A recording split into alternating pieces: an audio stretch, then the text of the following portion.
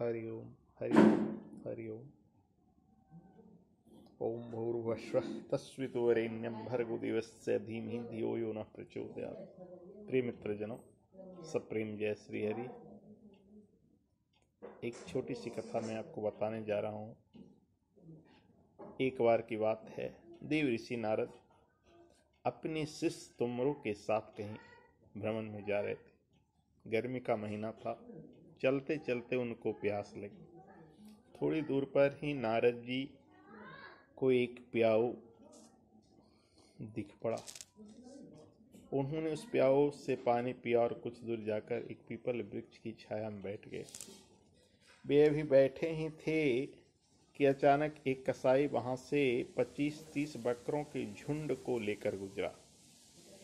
उस झुंड से एक बकरा सहज ही बाहर निकल आया और वहीं किनारे की एक दुकान पर चढ़कर वहां कुछ अनाज की दाने खाने लगा। वह दुकान शहर के मशहूर सेठ जी का था। अपनी दुकान में रखे अन्न को बकरे द्वारा खाया जी जाते देखकर सेठ का पारा गर्म हो गया।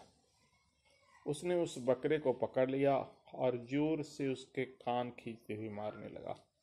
वह बकरा कराहने लगा। अंततः उस सेठ ने उस बकरे को पकड़कर कसाई को वापस सौंप दिया। साथ ही उस सेठ ने कसाई से कहा कि जब तुम इस बकरे को हलाल करोगे तो इसका सिर मुझे दे देना। कसाई के यह पूछने पर कि आप इसका सिर क्यों चाहते हैं, यह सेठ ने कहा कि इसने मेरी दुकान से में रखी बोरियों से बहुत सारा अन्न खाया है, इसलिए मैं बदले में इसका सिर चाहता हूँ। देवर्षि नारद यह माजरा देख रहे थे। नारद जी को बड़ा आश्चर्य हुआ कि आखिर यह सेठ थोड़ा सा अन्न खाने के कारण इस बकरे के पीछे क्यों पड़ा है। आखिर बात क्या है। नारद जी ने ध्यान लगाकर देखा और वे सारी माजरा समझ गए। वे जोर से हंस पड़े। तब तुमरू ने पूछा, गुरुवर आप क्यों हंस रहे हैं? जब उस बकरे को सेठ के हाथों से मार पड़ रही थी तो आप दुखी हो गए थे, पर ध्यान करने के बाद आप हंस रहे हैं। भला इसका क्या राज है? नारद जी ने उत्तर दिया, यह सब कर्मों का फल है बेटा। इस दुकान पर जो नाम लिखा है सागाल चंद सेठ, वह सेठ स्वयं ही बकरा था। शिष्य को नारद जी की बात सुनकर बड़ी हैरानी हुई कि भला यह बकरा सागाल चंद सेठ कैसे हो सकता है। सेठ तो दुकान पर बैठा है। तब नारद जी ने कहा, बस सागाल चंद सेठ की मृत्यु कुछ ही वर्ष पूर्व हो गई थी। अभी दुकान पर जो सेठ बैठा है वह सागाल चंद का बेटा है। मृत्यु के बाद सागाल चंद ने बकरे के रूप में जन्म लिया है। सेठ ही मरकर बकरा बना है और इस दुकान से अपने पुराने संबंध, मोह और आसक्ति होने के कारण ही वह उस दुकान में जाकर अन्न खाने लगा। पर मैं देख रहा हूं कि उसके बेटे ने ही उसको कसाई के हवाले कर दिया। उसके प्रति इसका रोष इतना अधिक है और वह उसका सिर चाहता है। नारद जी बोले, मैंने देखा कि 30 बकरों में से कोई दुकान पर नहीं गया, पर इस बकरे को उस दुकान से पुराना संबंध था, इसलिए वह सिर्फ गया।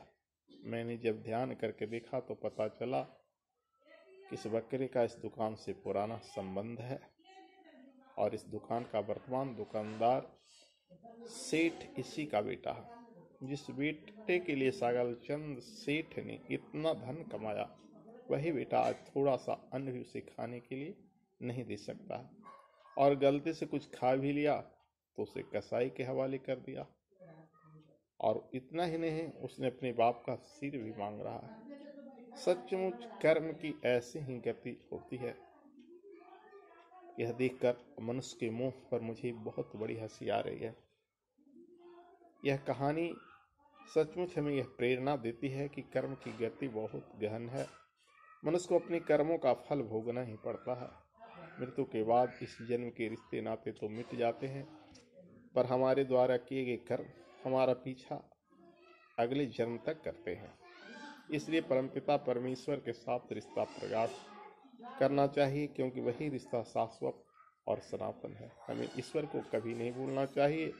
अपने सांसारिक, सामाजिक, पारिवारिक दायित्वों का पालन करते हुए हमें सदा ईश्वर का चिंतन, स्मरण, ध्यान, जप, भजन हमेशा करना चाहिए, क्योंकि ईश्वर ही हमें सभी प्रकार के भवबंधनों एवं दुखों से मुक्त करते हैं। इसलिए चाहे जिस रूप में हो, आप भगवान का स्मरण करें, जप करें, पूजा पाठ, नित्य साधना जरूर करें। जय श्री हरि। हरि ओम।